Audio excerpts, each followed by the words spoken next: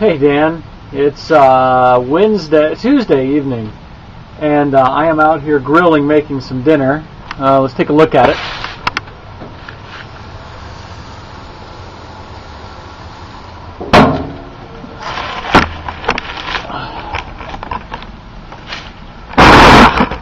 Well, all I can really say is it's not on fire. That's something, I guess. I am sitting outside, and it is, in fact, November night. So, it was 67 degrees today, and it's supposed to snow this weekend. So, there you have it. Minnesota at its best.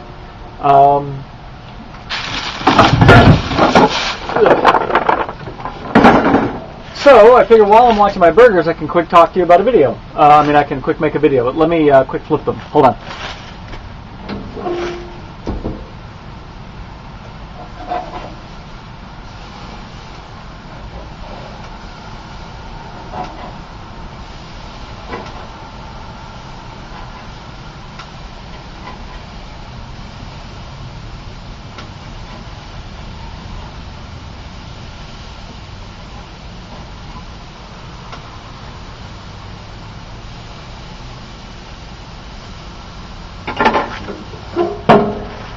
Okay, sorry about that. So I'm going to answer your religion video later tonight, but right now I'm going to talk about, what else? Swimming. So I have been working really hard on what's called high elbow catch, and I've actually added that to a favorite, under the favorites for Taming of the Tube, so you can actually look at that. But essentially, it's where when you, let me see if I can get in the camera here, when you're swimming, what you're doing is you're here, and then when you're coming, just before you start rotating, this arm actually folds, so your elbow actually stays where it is, and then you end up pushing the water away with your hand and forearm, rather than sweeping through it like in a big windmill fashion. And then you're rotating now the other direction. So it really causes you to rotate on that horizontal axis of your body. If you watch the video that I posted from Total Immersion, you'll see what I'm talking about. And the reason it's so important is two things. One is it creates more what's called you can literally grab more water that way, and you literally push yourself through the water instead of pulling yourself through the water. It causes you to swim more out front, meaning sort of almost from your shoulders forward, which causes a flatter body in the water, which of course creates less drag, makes you go faster and farther with each pull. So it increases what's called distance per stroke. And that's one thing that obviously every swimmer is concerned with, because if it only takes you 12 strokes to get down the pool instead of 14, or 13 instead of 15, then you've used 2/15 less energy. So to go the same distance, it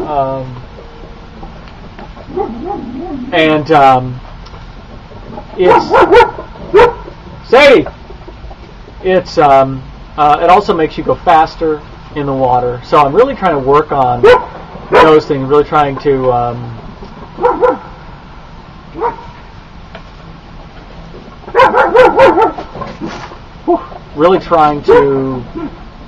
pull apart my stroke and figure out what the elements are in order to make myself better.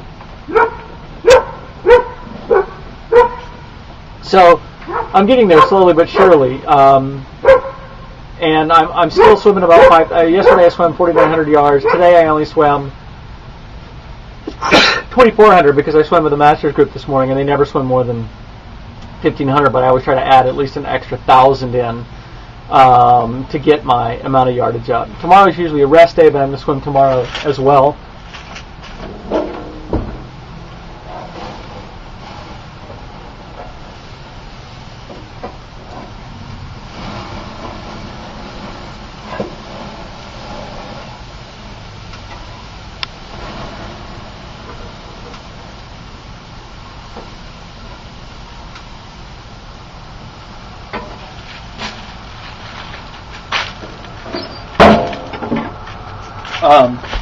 So, and try to get my yardage up. But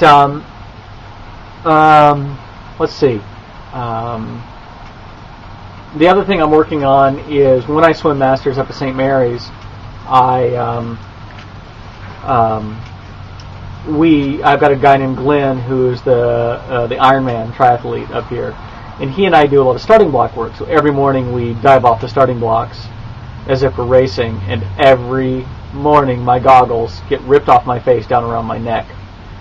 Sometimes unluckily they'll end up in my mouth, but most times around my neck. Marshall just had a meet this weekend, and every single one of those 8 to 16-year-olds managed to keep their goggles on. So I don't know what I'm doing wrong, but I'm working on it. It's pretty funny. Last week I showed up for what I thought was going to be Masters swimming, and it was actually St. Mary's swim team was working out. And I know the coach, and so we actually stood on the pool deck and talked. But he actually invited me. He said, come on in, work out with us. And if I wasn't so self-conscious, I would have. But once I saw the team work out and realized that I can swim at least as fast, at least for the workout they were doing, as half the team, I was a lot more comfortable. So I think I would like to go up and swim with them sometime, just because it would be great to swim with really fast college swimmers. Not that I could keep up, just it gives you some motivation to work harder.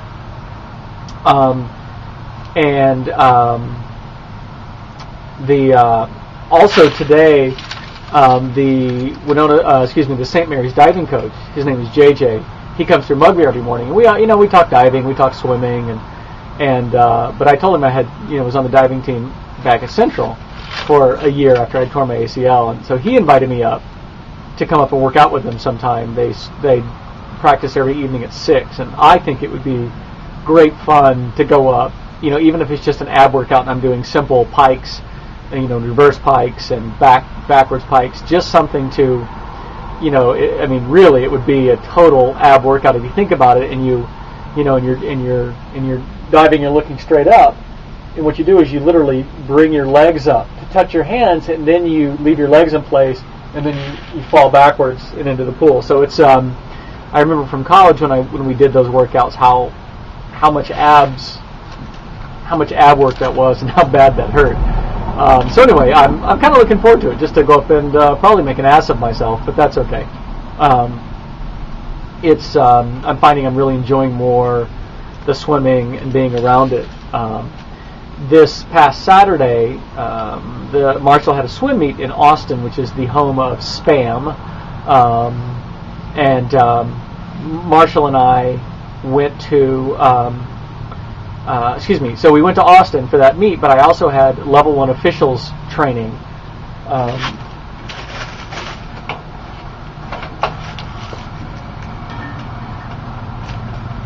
Okay, had to turn the grill off. So I had level 1 officials training, which qualifies me to officiate meets. So what I would do is be officiating starts, officiating turns, officiating stroke. There's really interesting things like, if you're doing the backstroke, when you do a flip turn and you come off the wall, once your feet leave the wall, the acceptable position is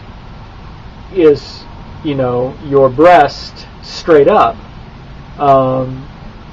and you can be breast up plus or minus 45 degrees. So you can go sideways, and so what happens is when you come off the wall and you push off, you're going to end up doing, most people do dolphin kick, but what they want you to do is, if this is your chest and you push off the wall, you have to at least be here or here, but because what's going to happen is you're going to dolphin kick off the wall and then come up and start flutter kicking.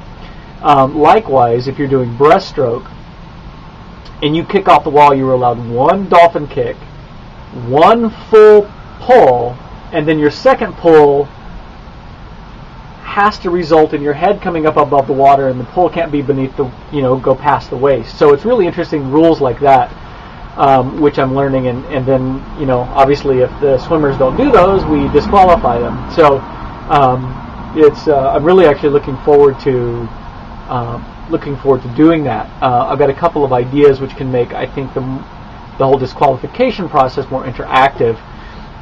The first one was we could have like a yellow flag like the NFL, and we could throw those at them.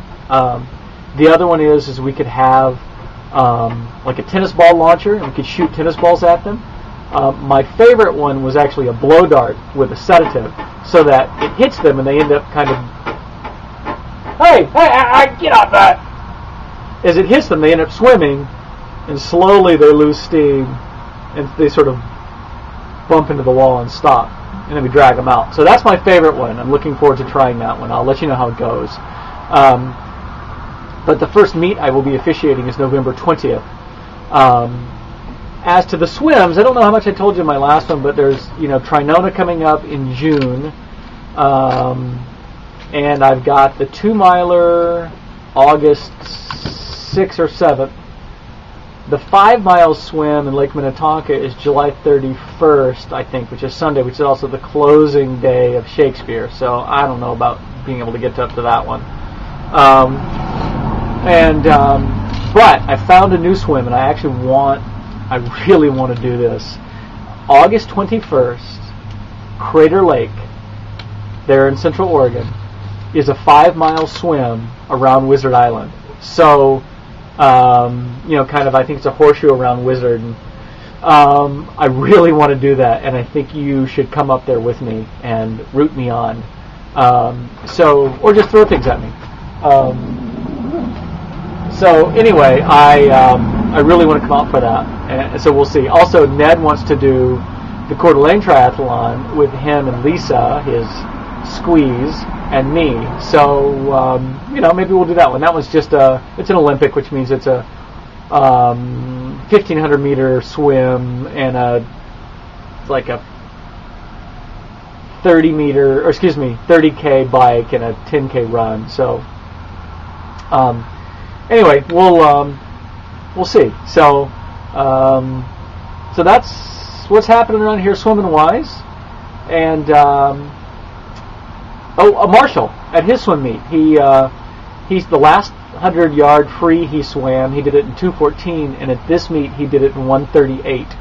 So that's 14 plus 22, 36-second improvement, which is absolutely awesome. So I'm really, really proud of him. He's getting in better shape, and he's actually becoming interested in the things I'm talking about, like high elbow catch and dolphin kick, transitioning into flutter kick and things like that. So anyway, that's all I have, and I guess from Winona, still dead.